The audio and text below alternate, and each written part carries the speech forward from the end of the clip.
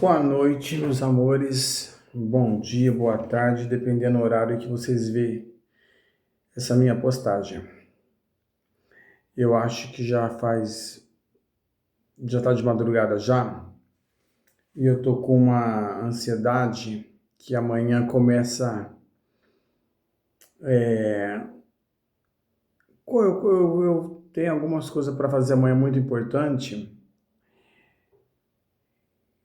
e eu não gostaria de tocar nesse assunto por enquanto. Só que uma hora certa, um dia certo, eu vou comentar com vocês. Esse comentário que eu quis fazer para vocês agora é porque nós que somos do Exu Caveira, a gente tem intuições de noite, de madrugada, que ele parece que ele vem e conversa com a gente. Então eu gostaria de fazer um comentário com vocês que há algum tempo eu guardo isso comigo. É ligado um pouco à minha religião, um pouco à minha vida, para vocês saberem um pouco quem eu sou. Quando a gente descobre que a gente eu vou falar filho, tá? Quando a gente descobre que a gente é filho de Exu Caveira e carrega uma descendência do povo da Calunga, o povo da Caveira, existe vários e vários segredos entre os Caveira, principalmente aquele que eu carrego, que ele é o Exu Caveira, somente Exu Caveira, não tem outro nome. Tem um nome dele que ele já teve da última reencarnação dele, que foi revelado para mim esse nome, mas eu não falo. Então, o Exu Caveira, ele é um Exu que é assim, ó, ele não acoita, ele não passa pano, ele não passa pano em mim, ele não facilita as minhas coisas, ele não facilita. Então, quando eu nasci uma pessoa muito, mas muito doente mesmo, mas muito doente mesmo, muito. Era pneumonias em cima de pneumonias. Aí eu tenho essa história que a minha mãe me contou, que a minha avó chegou nesse hospital em São Paulo, eu nasci no Hospital São Paulo, e a minha avó chegou na minha mãe e falou para minha mãe, né, filha, pega essa criança, levanta para o sol e entrega ele. Se for para chegar a hora dele, que ele vai embora e descansa. Se não for, ele vai ter as lutas deles e as conquistas dele. E nisso, aí já esperavam a minha morte. Depois os médicos veio, né, e falou que eu estava melhorando tudo, mas eu sempre tive uma pneumonia em cima da outra. E sempre fui uma pessoa muito doente. E eu tive uma fase da minha vida também, que eu tive um acidente na minha casa, que eu queimei todinha a minha mão com óleo quente, E foi um sofrimento terrível, um sofrimento terrível, nunca vou esquecer na minha vida aquilo. Me seguravam, esfregavam uma buchinha para arrancar aquela carne e era todinho queimado. E os médicos falaram que na época que eu achei que conforme eu fosse crescendo, a pele ia esticando e ia subindo as queimaduras. Mas eu carrego uma queimadura aqui. Então essa foi uma das outras fases que eu passei da minha vida. E uma outra fase da minha vida também, que eu estava brincando com os amigos no outro bairro que eu morava, eu era criança, numa pracinha. E eu subi num coqueiro, num pé de coqueiro para apanhar uns coquinhos. E quando eu acabei de apanhar os coquinhos, eu segurei e desci com tudo, corri, assim, desci correndo, né, para descer logo. E eu não lembrei que debaixo, entre os dois pés de coco, tinha um pé de coco grande e um outro que ele tinha sido cortado. Eu não lembrei. Quando eu desci, aquele tronco do coco entrou debaixo do meu sovaco, do meu braço. Senti algo estranho na hora, e eu comecei a andar para ir embora, sair da pracinha e ir para a casa da minha avó. E no meio desse caminho tinha um caminhão de lixeiro passando. Aí eu perguntei pro lixeiro assim: Ô tio, tem alguma coisa errada aqui? Ele falou: vai embora para sua casa agora. Onde você mora? Eu falei: eu moro ali. Ele falou: vai embora para sua casa agora, imediatamente. Ele me acompanhou até o portão. Aí minha mãe viu, a minha avó viu, entrou em desespero, ligou pro meu pai me catou, me levou para o hospital imediatamente e foi feita uma cirurgia. Naquela época que eu lembro. E o médico falou que mais um pouco que tivesse pegado meu coração eu não ia aguentar. Isso foi uma das coisas que eu passei, tudo isso acompanhado com Exu Caveira. Aí eu tive também um outro problema muito sério, que eu estava brincando atrás de pipa, bateu um pau no meu olho e deu uma inflamação no meu olho. Minha mãe falou que ela não lembra muito bem disso. E eu nunca vou esquecer disso. E eu sofri muito, que eu tinha que fazer um tratamento rigoroso nas vistas. E eu não lembro, eu não vou falar para vocês, mentira, quantos meses foi, se foi um ano, eu não lembro. Eu lembro que eu fiquei cego dos dois olhos, eu não enxergava. Um bom tempo eu fiquei assim. E eu fazendo tratamento, aquela coisa horrível, aquela dor nos olhos, eu não sei o que eles colocavam nos meus olhos. E chegou uma fase que a minha mãe abandonou a nossa casa e foi para a casa da minha avó, que a gente ia ter a gente ia ter um amparo ali para poder me levar para o hospital, essas coisas. Melhorei. Passou um tempo, a minha irmã, sem querer, ela me deu água sanitária para beber. A gente estava brincando e fui para no hospital. E depois, com alguns anos, me deu um problema muito sério no estômago, que eu acho que era alguma doença ruim que ia virar, e eu consegui essa cura dentro do candomblé. E fora isso, várias vezes eu caía, batia a cabeça, rachava a cabeça, minha cabeça era toda cheia de ponto, quebrava braço, várias coisas aconteciam comigo. Naquela época, a gente era criança, existia a bomba 1000, que hoje acho que é proibido jogar essas bombas. E eu lembro que uns amigos meus jogou umas bombas na rua, e eu também estava com uma bomba 1000 na rua, na mão, na rua. E eu joguei essa bomba, meus amigos jogou, eu joguei. Eu achei que eu tinha jogado a minha bomba na rua, não joguei. Fiquei segurando essa bomba na mão. Estourou todos os meus dedos da minha mão. Então isso que eu estava me lembrando agora. E depois disso, eu sofri um acidente muito sério. E foi um acidente mesmo que eu sofri, que eu quase amputei a minha mão. Então foi um tratamento muito rigoroso, um tratamento de um ano, fazendo quimioterapia não, perdão, fazendo fisioterapia um ano. Eu tinha que fazer a base de choque. Eu fazia dentro de um turbilhão, chamava turbilhão. Chama ainda, eu acho que deve ser isso.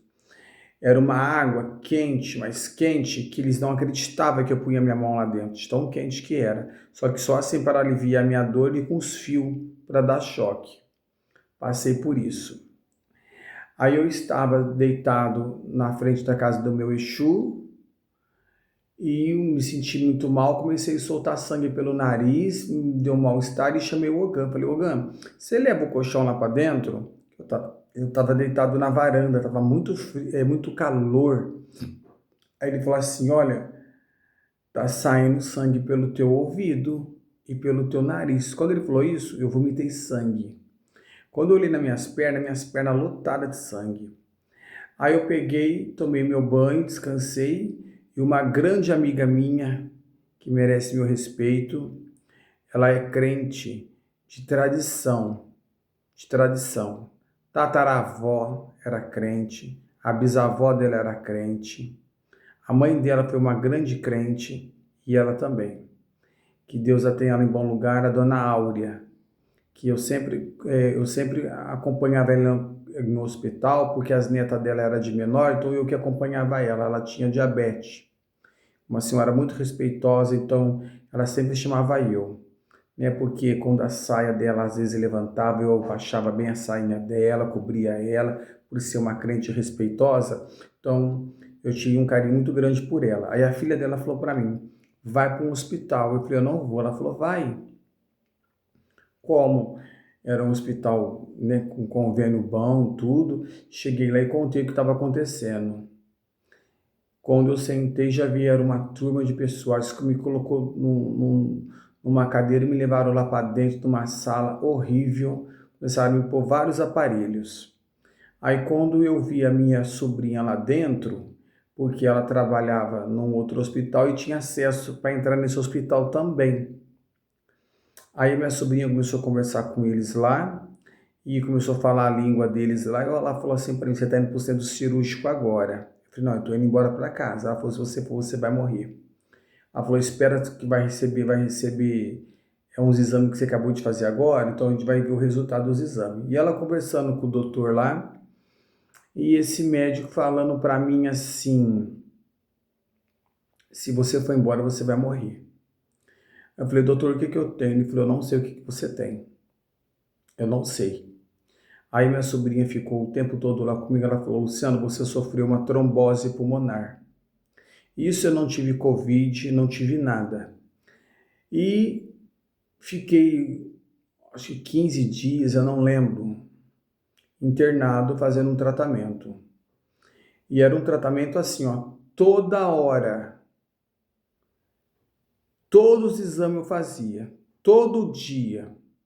Eu não aguentava mais entrar num aparelho, sei lá o que era aquilo, radiografia, tomografia, de tudo.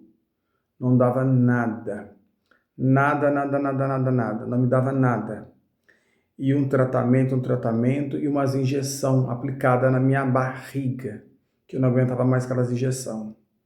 Aquelas injeções, a minha barriga começou a ficar inchada, preta, eu não aguentava. Veia, eu não tinha mais veia para pegar. Aí eu fiquei revoltado na época que a minha irmã ficou revoltada, que a minha irmã também é da área da saúde. Aí a minha irmã chegou lá, a mulher queria pegar a veia do meu pé. Chegou a querer pegar a veia do meu pé. Minha irmã falou, jamais vai catar a veia do pé dele. Como é que ele vai ir no banheiro, tomar banho, usar o banheiro com essas coisas no pé? Aí minha irmã olhou para ela e falou assim, você tem capacidade de pegar a veia do pescoço dele? Ela ficou nervosa. Ela falou, pega a veia do pescoço, ou você não pode pegar. Aí eu, na hora que já fiquei já nervoso, falei para minha irmã, pega você a veia do meu pescoço. E as minhas costas, parecia que ela ia rasgar, mas rasgar, rasgar, rasgar, rasgar, rasgar, rasgar. E nesse período, eu fui liberado. Só que eu tive que fazer tratamento com uma medicação. E nessa medicação, toda quinta-feira eu tinha que ir numa clínica. Isso é tudo particular. Eu tinha que ir numa clínica de manhã bem cedo, tirava sangue, aí eu catava o resultado, eu, a minha irmã e meu sobrinho. A gente levava nessa outra clínica particular para que o médico fizesse a dosagem. Ele falava assim para mim, olha, segunda-feira você vai tomar um remédio inteiro, na terça é meio, na quarta é outro tanto. Então, a semana inteira ele fazia aquela programação da medicação que eu tinha que tomar. E quando eu cheguei nessa clínica, eu olhei assim, era uma clínica de oncologia, uma das clínicas mais assim, vamos dizer assim, boas, médicos bons, pessoas de dinheiro, que ali não é uma clínica particular, é um convênio muito bom, caro. Quando eu olhei aquilo, eu comecei a passar mal. Eu comecei a passar muito mal, mas muito mal mesmo. Que ele falou assim, calma, o que você está preocupado? Porque você viu que está escrito oncologia lá fora e vários consultórios. Eu falei, sim. Ele falou, eu estudo sangue. Então eu tenho que descobrir o que você tem. Então, dentro de 8 meses, eu não pude sair de Ribeirão Preto. Eu não pude sair daqui, não pude fazer viagem, nada. Fiquei 1 ano sem ir no sítio, porque lá tinha algumas coisas que eu poderia me cortar. E ele falava assim para mim, qualquer coisa que você cortar, fazer barba, cortar cabelo, você corre imediatamente para o hospital, que você vai de dar uma hemorragia. E nesse meio tempo, quando eu tive um acidente na mão, me enrolaram demais no centro cirúrgico. E a minha irmã já também trabalhava nesse centro cirúrgico já, nesse hospital que eu estava. E toda hora ela ia lá me ver. Eu falava, Gislaine, tá me enrolando, me enrolava. Falou, calma, tá chegando muita criança aqui, então eles estão dando prioridade para criança em centro cirúrgico, mas era mentira.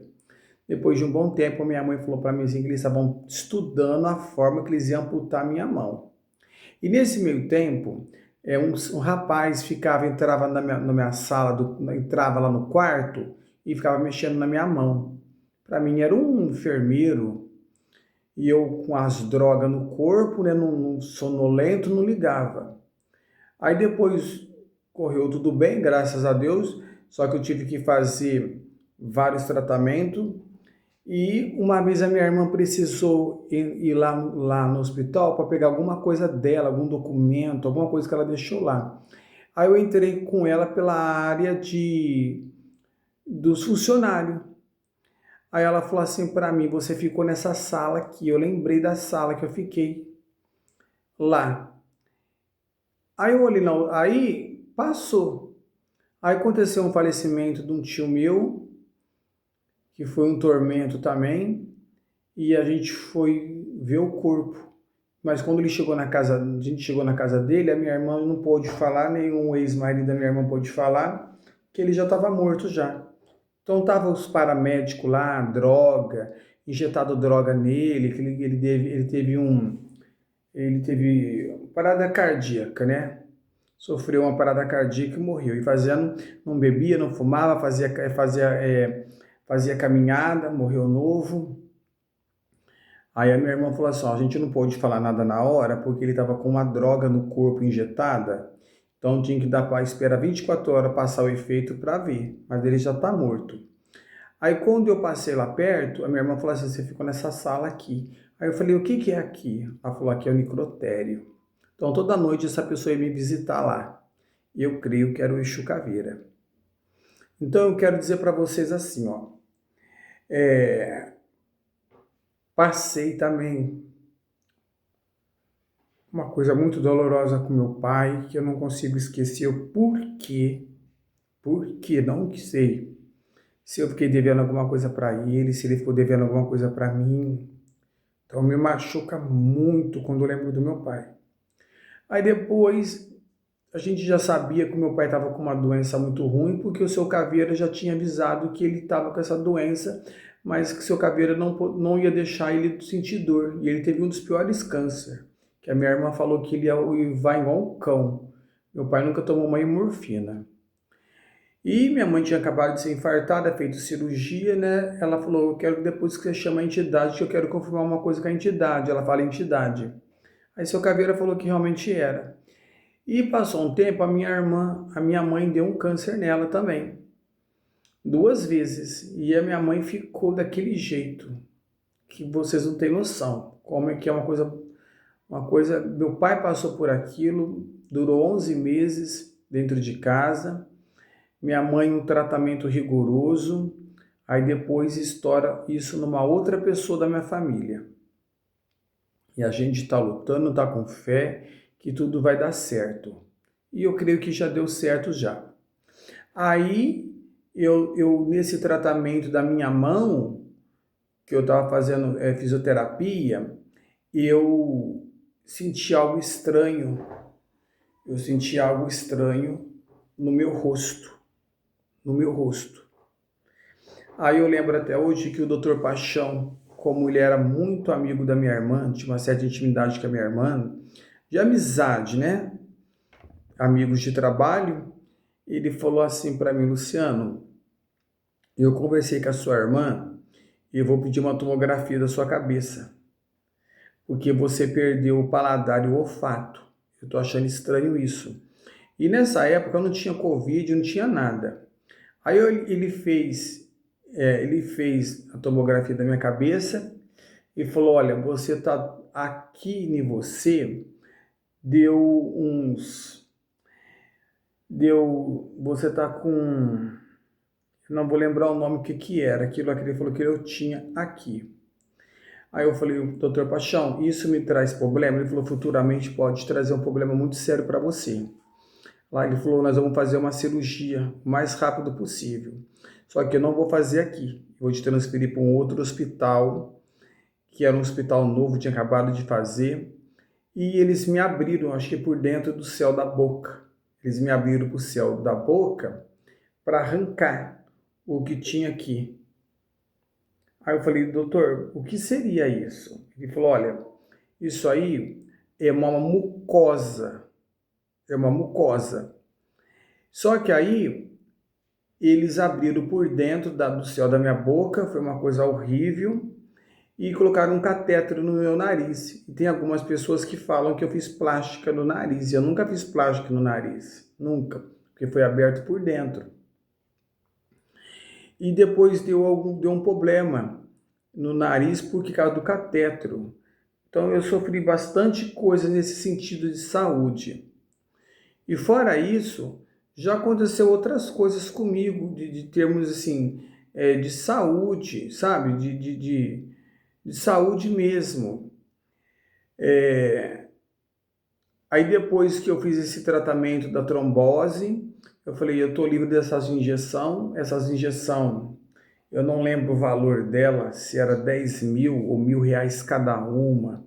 Só sei que eu tinha que tomar mais algumas quantidades de injeção também, que também não lembro as quantidades, e era muita injeção. E a minha irmã, quando ela não podia, ela mandava minha sobrinha ir lá em casa me aplicar as injeções na barriga. Então, meus amores, eu quero falar uma coisa para vocês assim, ó. E depois disso, eu fui muito enganado. Exu Caveira permitiu que eu fui enganado. Pessoas do meu convívio fazendo feitiço contra mim, fazendo magia para mim, fazendo bruxaria. Pessoas do meu convívio. E eu sendo obrigado a fingir que eu não sabia de nada. Então, a derrota maior para essas pessoas foram ver assim, eles trabalhando, fazendo feitiço para mim e eu não caindo. E cada vez que a pessoa fazendo feitiço para mim, mais ela se destruía. E está se destruindo cada vez mais. Então, assim, pessoas que eu confiei, que comia na minha mesa, não sei qual é o motivo, porque o que eu comia a pessoa comia, o que eu fazia a pessoa fazia, tudo.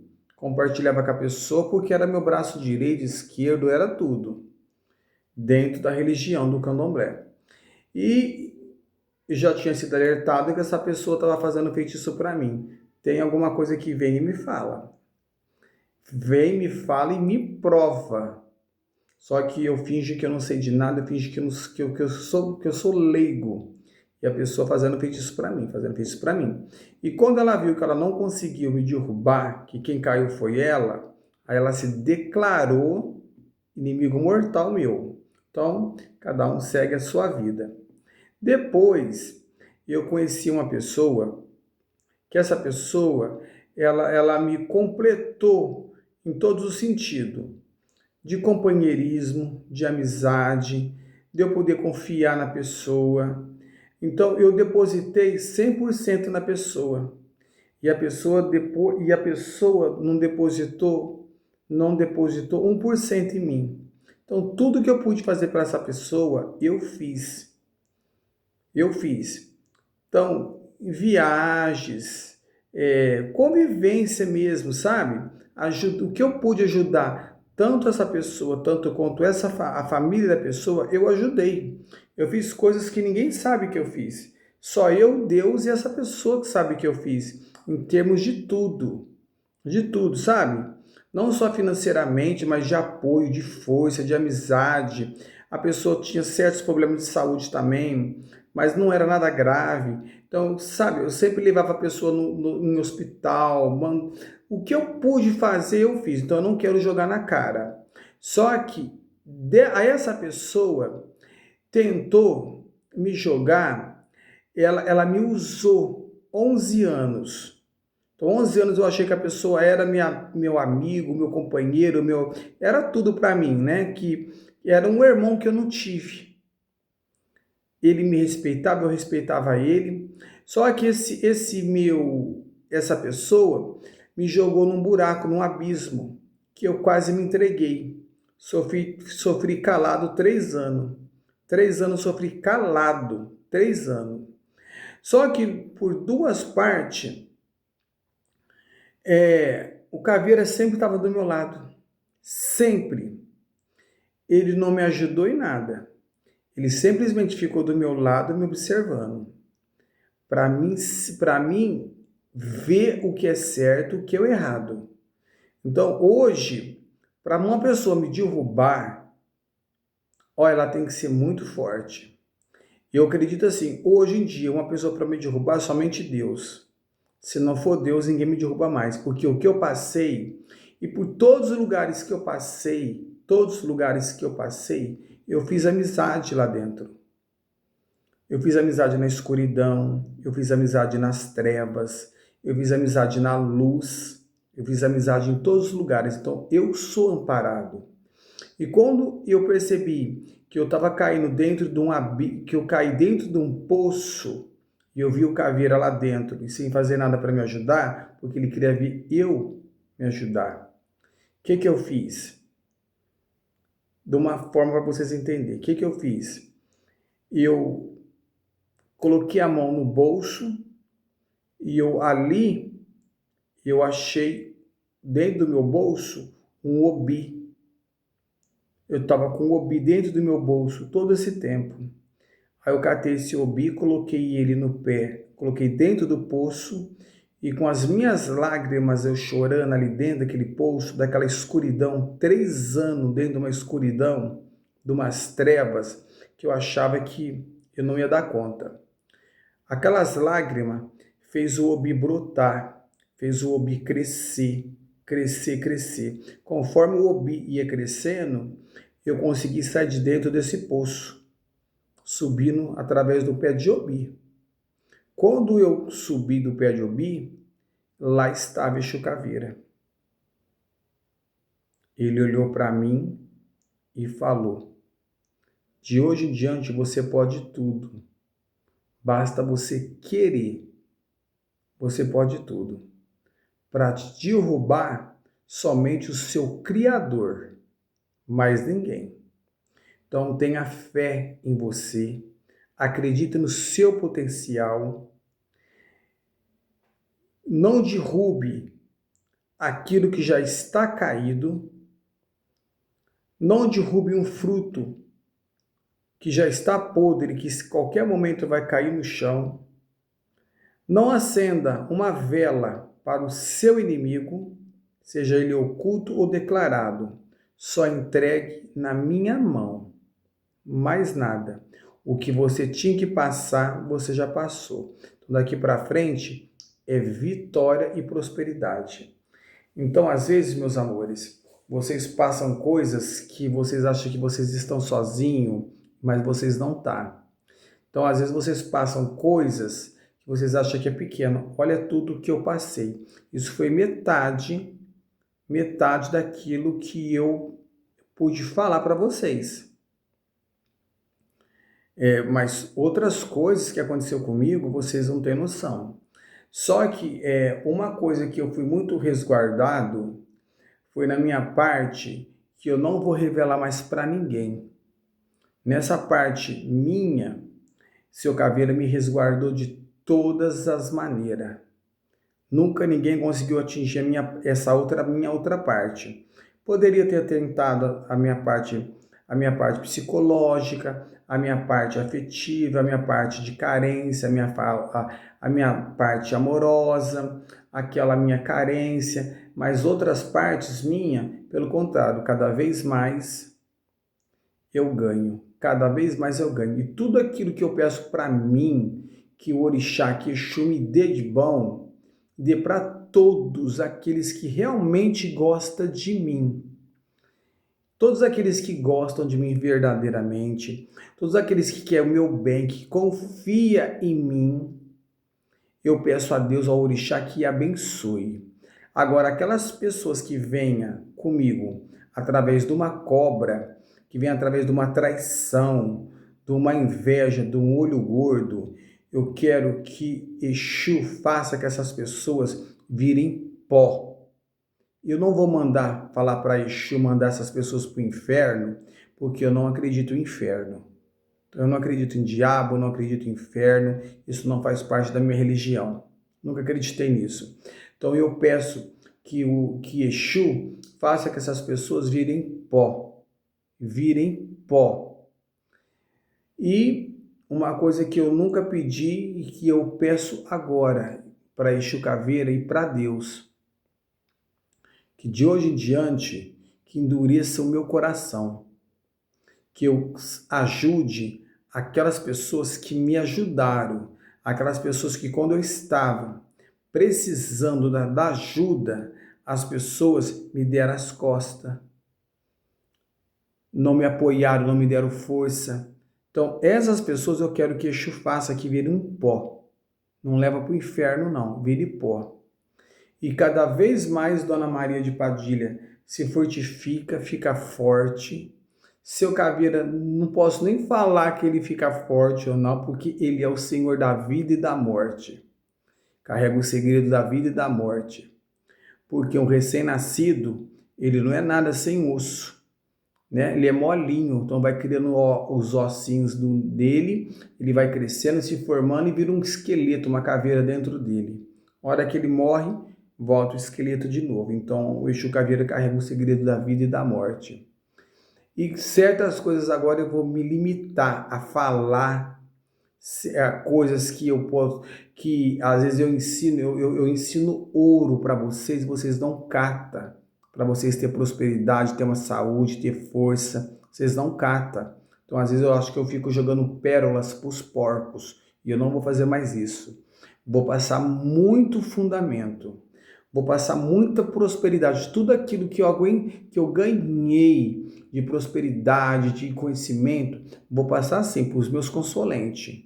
Cara a cara, abrir um jogo, o que eu puder ensinar, eu vou ensinar. Agora, em redes sociais, eu vou me limitar a passar ouro para porcos, dar pérolas para porcos. Isso eu não vou fazer mais isso não. Isso é um desabafo para fortificar a fé de vocês. Não abandone, tá bom? A gente passa o que passa, mas a gente sabe que lá no fim a gente tem a nossa vitória. Então, vamos viver com respeito, com sabedoria, independente qual religião seja a sua, qual que é a crença, qual que é a sua, se apegue, mas se apegue não confiando no ser humano, mas num Deus vivo, num Deus poderoso. E quando você tiver uma amizade, qualquer coisa nesse sentido, você nunca entrega seu 100% de amor, entrega seus 40%, 50%, porque se você entregar 100% de confiança, de amor, você vai pagar um preço caro, porque a pessoa vai te dar uma rasteira e vai te jogar no chão. E se você não tiver uma fé, tiver uma força espiritual, meu amor, você entra numa depressão, você entra numa ansiedade, você cai num poço, que aí é tarde, tá bom? Então, desde hoje, desde agora, que Deus, na sua infinita misericórdia, abençoe vocês ricamente e não perca a fé. Passe o que vocês passaram. Tenham força. Eu consegui. Eu saí de um poço. Saí e tenho certeza absoluta que vocês vão sair. E tudo que vocês vão fazer para a espiritualidade ou para a religião de vocês, dá o que for de melhor.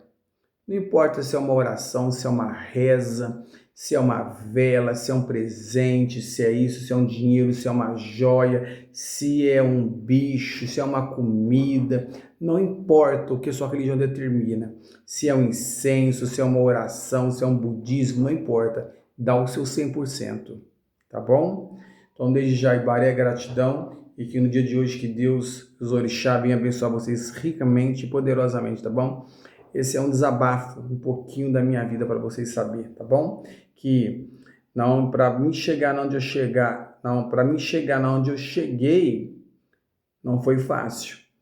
Não foi fácil. Isso eu não estou falando nem de religião, as coisas que eu passei dentro das religiões, principalmente candomblé, para chegar onde eu cheguei, mas graças a Deus eu cheguei com humildade, por isso que eu estou de pé.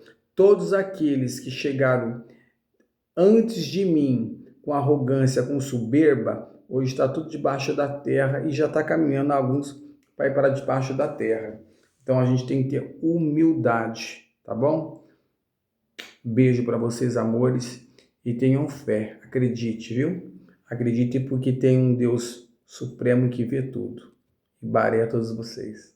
Gratidão.